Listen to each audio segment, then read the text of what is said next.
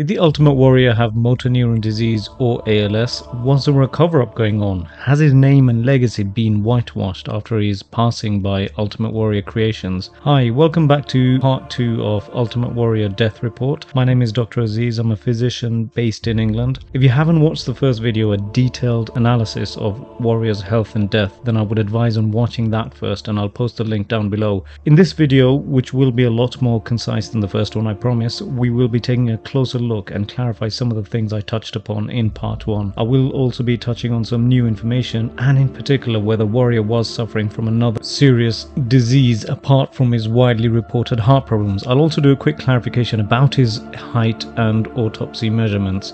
And finally, I'll also comment upon some of the reaction from the Ultimate Warrior Creations camp regarding my first video, and why I do feel we as fans do have a right to know the truth. Also, some very exciting news. Stay tuned to the end, as we have had exclusive new information directly from an immediate family member of Warrior here on this channel, and I'll be disclosing what that is towards the end of this video. Firstly, thank you to everyone who responded both in comments and in email to the first video. As mentioned, I was and continue to be an Ultimate Warrior fan, so it was great to hear a lot of your stories and interactions with him over the years. I wish I had met him personally when he came to the UK, but unfortunately at that time I was a student. I neither had the money or the time to do so, but I'm so glad that many of you certainly had the chance to meet him. Whatever people say about Warrior and his controversial views, and he certainly had a few with accusations of racism and whatnot, one thing for certain is that after retirement, certainly he was always nice to his fans of all backgrounds. One particular clip and picture I found particularly endearing is of a fan from an ethnic minority background who actually woke the Warrior up on the flight just a few hours before he passed away. And we know from the medical report that Warrior was unwell at this time, and I mean, who likes being woken up anyway? Yet listen to this clip.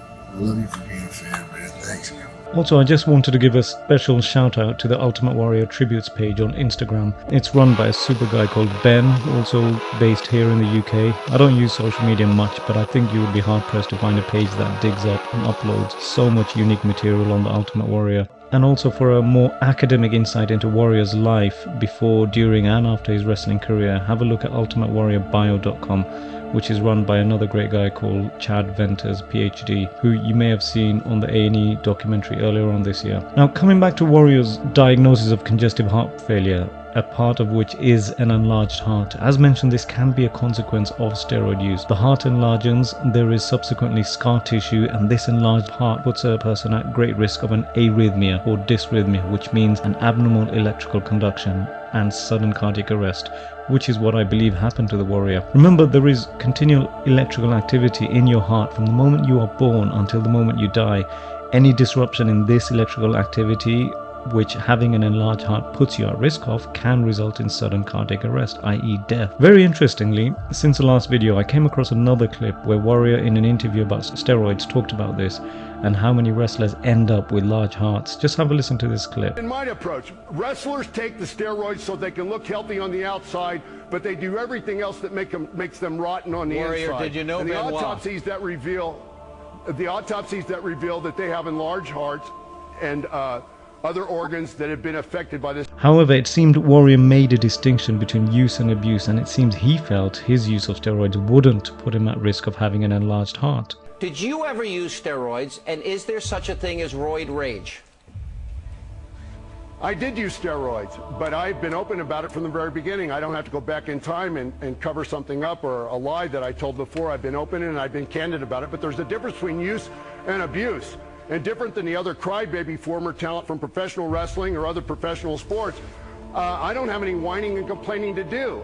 We do know clearly from his medical report that he did in fact have a significantly enlarged heart, unfortunately. Just to clarify, you can get an enlarged heart from a number of different ways. Yes, it can be genetic, it can be due to steroid use as well, either directly or indirectly, as steroid use can cause ischemic heart disease, i.e. blockages of the coronary arteries that supply the heart. The heart struggles and subsequently enlarges. There's a good article on this by Dr. Merkin, and I'll post the references down below. In terms of congestive heart failure, I'll do a short presentation on this, which will be out soon on this channel. Regarding the possibility of motor neuron disease, which is also known as ALS in America, now I kind of glossed over this in the first video because I'll be honest, I found it a little bit perplexing that such a serious diagnosis was not public knowledge.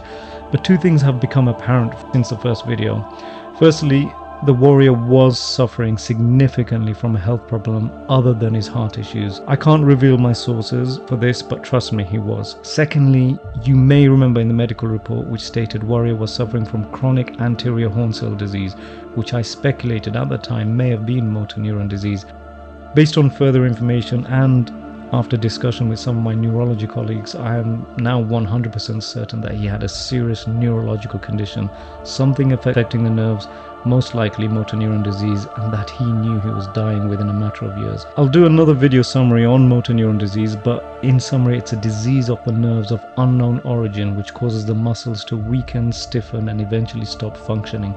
We don't know what causes it. It is most common in people over the age of 50, and life expectancy is very poor, typically 3 to 5 years, which may be the reason why Warrior did not have a heart device fitted. Essentially, despite the tough talk, he may have accepted his fate. I've also been told he had actually 2 possible scripts for his Hall of Fame speech, and one actually read like an obituary, but they decided not to go ahead with that one. Also, regarding Vyvanse, which is the brand name for lisdexamfetamine, which you may remember was on his medical report as one of his drugs, I did mention the most common use of this was ADHD, but thanks to commenter Simon, who pointed out that it can also be used for motor neuron disease and that it actually has a rare potential side effect of sudden cardiac arrest. So again, something else to bear in mind there. I should point out that the Warrior was not in the final stages of motor neuron disease, in my opinion, where typically a patient cannot even move or even breathe and many need a ventilator. It was affecting him though. I've been told Warrior was not able to train as he used in the final year of his life. This is quite sad considering just a year earlier he looked in great shape in the WWE 2K14 game promo.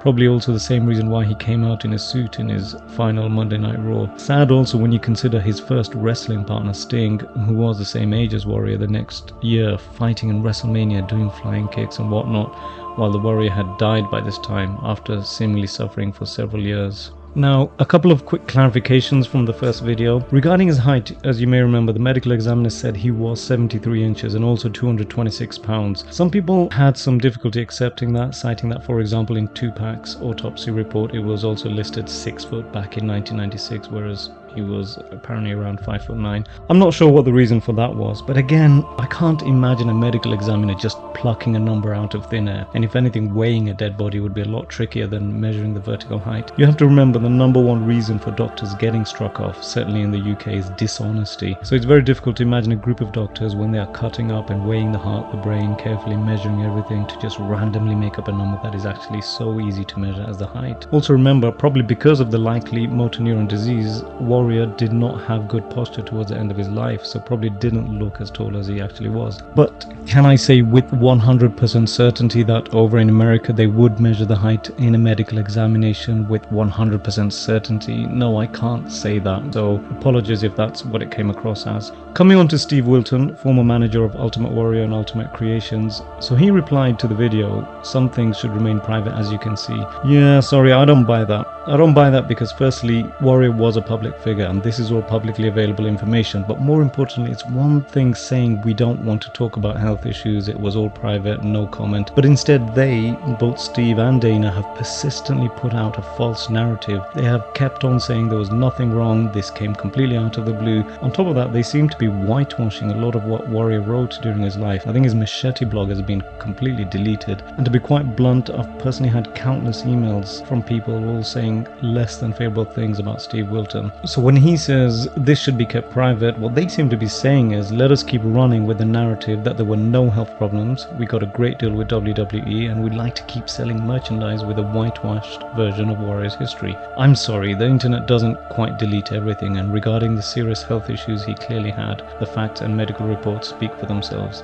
Now, just as we were about to release this part 2 video, Jay Hellwig stepped in and started commenting on this channel. Jay Hellwig is Ultimate Warrior's brother, as you may remember. He was the one who first made the comments about Warrior's health and heart conditions at Disney World and how Warrior was apparently being shunned by his wife. Some strong comments, as you would expect, I guess, from Jay Hellwig, but not a problem with me. So far, what he has said has been proven to be true by the medical reports, as mentioned in the first video. I'm not 100% sure if YouTube is deleting some comments. Sometimes I can see them, sometimes I can't. I'm not entirely sure why. I'm relatively new to YouTube. I'm certainly not deleting anything, but I've posted some screenshots here regardless. Anyway, feel free to check out the comments from Warrior's brother under the first video. Some some of them are still there. Any questions you may have, this may be a unique opportunity to interact with Jay Hellwig and obtain some answers. Anyway, thank you again for all the comments and feedback and also your suggestions. I've got hold of autopsy reports from Macho Man Randy Savage and Chris Benoit, and I'll certainly be doing analysis of their deaths. I haven't been able to find British Bulldogs or Rick Rude's autopsy reports. If anyone has those reports, please do let me know. I'll certainly tell you one thing reading through some of these reports. The vast majority of videos and media reports commenting on the causes of deaths on wrestlers are actually wrong. They all just claim heart attack, and as we've seen in just one case here of the Ultimate Warrior,